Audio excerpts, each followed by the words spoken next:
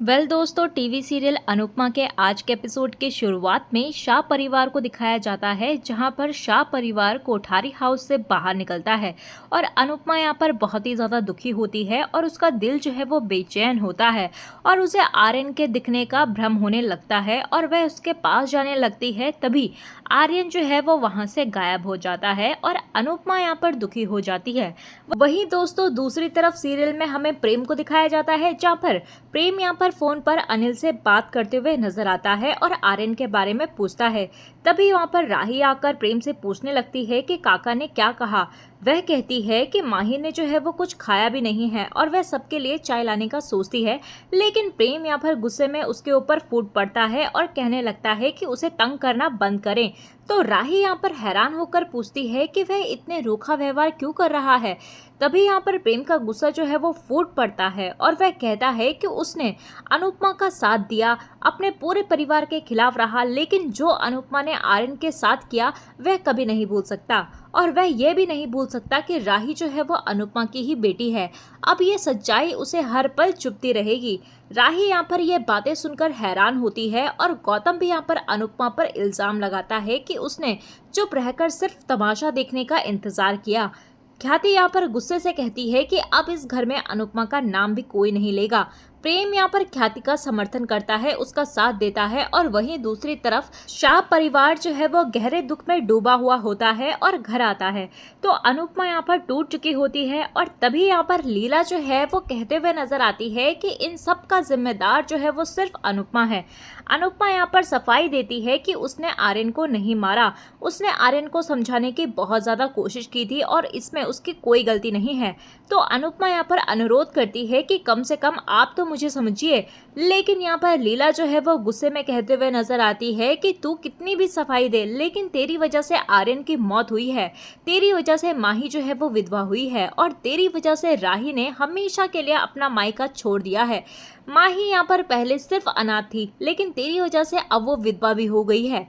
तो अनुपमा यहाँ पर ये सब बातें सुनकर चौंक जाती है और वहीं दूसरी तरफ यहाँ पर ख्याति जो है वो आर्यन की तस्वीर देखकर दुखी होती है और राही यहाँ पर ख्याति को समझाने की कोशिश करती है, लेकिन ख्याति उसे धक्का दे देती है और कहती है कि प्रेम तुझसे शादी नहीं करता तो आज ये दिन नहीं देखना पड़ता।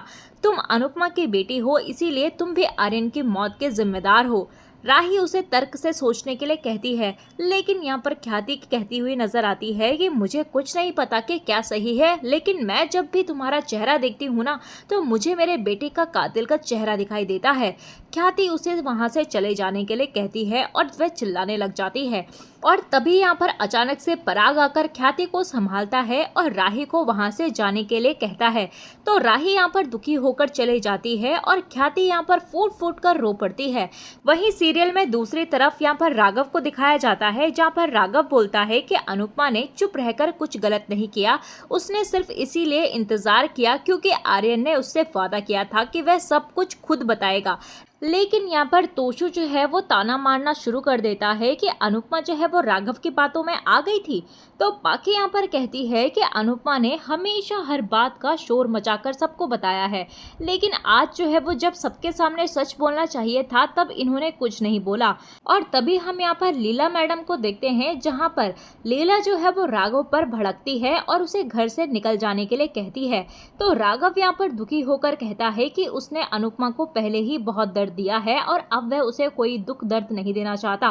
तो राघव वहां से जाने का फैसला करता है और राघव यहाँ पर अनुपमा से कहता है कि अगर अनुपमा को कभी भी जरूरत पड़ी तो वो हमेशा उसके साथ खड़ा रहेगा। राघव यहाँ पर जाने लगता है और जाते हुए याद करता है कि किस तरह अनुपमा ने उसकी जान बचाई थी और मोहल्ले वालों से बचाया था। राघव के जाने के बाद सब अनुपमा पर टूट पड़ते हैं और पूरा शाह परिवार भी अनुपमा के खिलाफ हो जाता है। लीला यहाँ पर कहती है कि अगर तूने वनराज से तलाक नहीं लिया होता तो आज मेरा पूरा परिवार एक साथ होता और सुखी होता। तो अनुपमा लीला के मुंह से ये सब बातें सुनकर चौंक जाती है और लीला कहती है कि तू मेरे बेटे और अनुज दोनों को खा गई, तू माही के सुहाग को भी खा गई, तू और तेरे फैसले हमेशा गलत होते हैं। तोशु भी यहाँ पर अनुपमा को ही दोष देता है और अनुपमा यहाँ पर बापूजी से उम्मीद करती है, लेकिन बापूजी भी कहते हैं कि इस बार तुम गलत थी। जब परी उसका बचाव करती है तो लीला उसे भी डांट देती है। किंजल और बापूजी दोनों यहाँ पर अनुपमा से किनारा कर लेते हैं और लीला यहाँ पर ऐलान करती है कि अब कोई भी अनुपमा से बात नहीं करेगा। सभी यहाँ पर अंदर जाने लगते हैं और लीला कहती है कि तू माँ नहीं, तू मनहूस है। सभी यहाँ पर अंदर चले जाते हैं और अनुपमा यहाँ पर बेबस लाचार अकेली हो जाती है। वहीं दूसरी तरफ हमें माही को दिखाया जाता है, जहाँ पर माही जो है वो आर्यन को इमेजिन करती है और सपने से बाहर आते ही वह टूट जाती है। राही यहाँ पर माही को संभालती है और माही यहाँ पर अनुपमा को दोष देती है। वहीं हमें दूसरी तरफ अनुपमा को दिखाया जाता है, जहाँ पर अनुपमा सभी के कमरे के पास जाकर गिड़गिड़ाने लगती है। सब उससे नाता ना तोड़ें, लेकिन कोई भी दरवाजा नहीं खोलता और अनुपमा यहाँ पर दुखी होती है और उसके दिमाग में सभी की बातें घूमती हैं। अनुपमा यहाँ पर परेशान होकर बेहोश हो जाती है और दूसरी तरफ यहाँ पर कोठारी परिवार शोक सभा में दुखी होता है।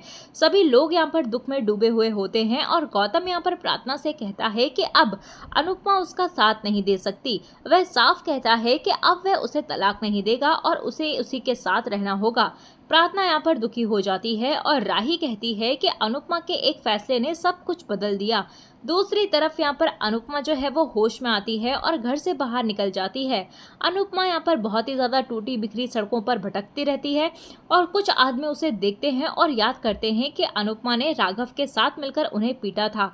वह बदला लेने का सोचते हैं और उसे घेर लेते हैं। अनुपमा यहाँ पर बेसुध अवस्था में होती है और कहती है कि मैंने आर्यन को मार दिया। तभी वे लोग कहते हैं कि आर्यन जो है वो जिंदा है, हम जानते हैं कि वह कहाँ है। तो अनुपमा कहती है कि मुझे उसके पास ले चलो। वो आदमी कहते हैं कि अगर आर्यन से मिलना चाहती है तो पहले नाच कर दिखाएं। तो अनुपमा यहाँ पर टूटकर नाचने लगती है और वह लोग उसे देखकर खुश होते हैं। अनुपमा यहाँ पर नाचते हुए फूट फूट कर रो पड़ती है और अनुपमा उन्हें कहती है कि अब मुझे आर्यन के पास ले चलो, लेकिन वह कहते हैं कि हम किसी आर्यन को नहीं जानते, हमें तो तुमसे बदला लेना था। वह चले जाते हैं। अनुपमा यहाँ पर सड़क पर रोते हुए कहती है कि मुझे आर्यन के पास ले जाओ। इधर हमें राही को दिखाया जाता है, जहाँ पर राही को झटका लगता है और राही यहाँ पर अनुपमा का नाम लेती है, लेकिन मोतिबा गुस्से में कहती है कि अब अनुपमा को आर्यन की मौत की कीमत चुकानी ही होगी। वहीं दूसरी तरफ अनुपमा जो है वो सोचती है कि अगर हर कोई उसे आर्यन की मौत का दोषी मानता है तो उसके जीने का क्या मतलब बचा है। वह चिल्लाती है कि मैं सबसे बुरी माँ हूँ। अगली सुबह यहाँ पर बापूजी घर में अनुपमा को ढूंढ रहे होते हैं और मानते हैं कि अनुपमा पूरी तरह से गलत नहीं थी। वह सभी से कहते हैं कि अनुपमा घर में कहीं भी नहीं है, लेकिन सभी कहते हैं कि यह अनुपमा का हमेशा का नाटक है। पहले वह गलती करती है और फिर ऐसे गायब होकर नाटक करती है। और तभी वहाँ पर तोशु कहता है कि कोठारी परिवार में अब हमारी एंट्री भी बंद कर रखी है, अब हम आर्यन के अंतिम संस्कार में भी शामिल नहीं हो सकते। परी पूछती है कि क्या अब हम राही और माही से कभी नहीं मिल पाएंगे। तो पाखी कहती है कि ऐसा हो सकता है कि वे लोग जो है वो माही को वापस यहाँ भेज दें, क्योंकि अब उनका बेटा ही इस दुनिया में नहीं रहा तो बहू को वह अपने घर में क्यों रखेंगे। लीला कहती है कि अब इस घर में कोठारी परिवार और अनुपमा के बारे में कोई बात नहीं करेगा।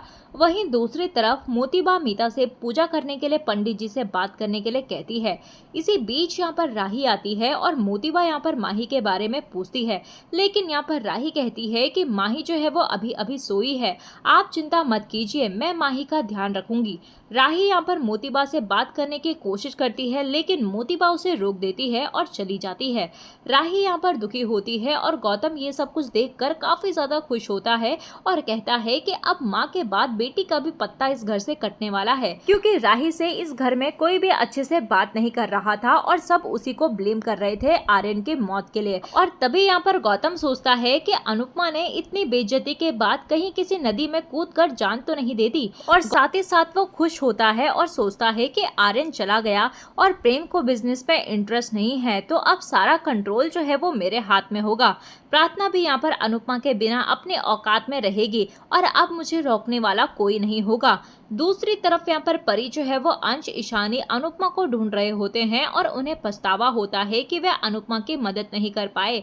परी कहती है कि अगर अनुपमा की जगह हम भी होते तो हम भी यही करते।